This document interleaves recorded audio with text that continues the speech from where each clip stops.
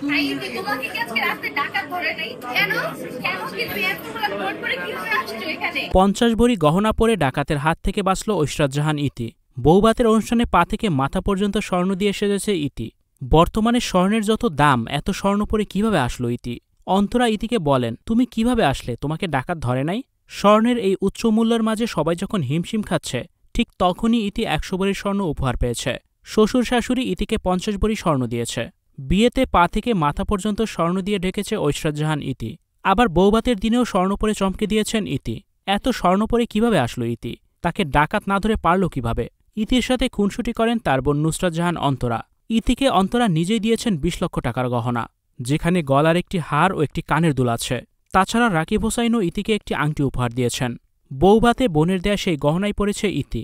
Reception উপলক্ষে 5 লক্ষ টাকা দিয়ে ভারতীয় এক মেকআপ আর্টিস্টের কাছ থেকে সেজেছেন ইতি। ইতিকে দেখে চোখ ফেরাতে পারছে না তার স্বামী তালহা দেওয়ান। সোশ্যাল মিডিয়াতে ইতি তালহার বিয়ে নিয়ে এখন নানান আলোচনা। ভিউয়ার্স, ইতি তার বিয়েতে 100 ভরি গহনা পরেছে, এটা নিয়ে আপনাদের কি মন্তব্য? কমেন্টসের মাধ্যমে অবশ্যই জানিয়ে দিন।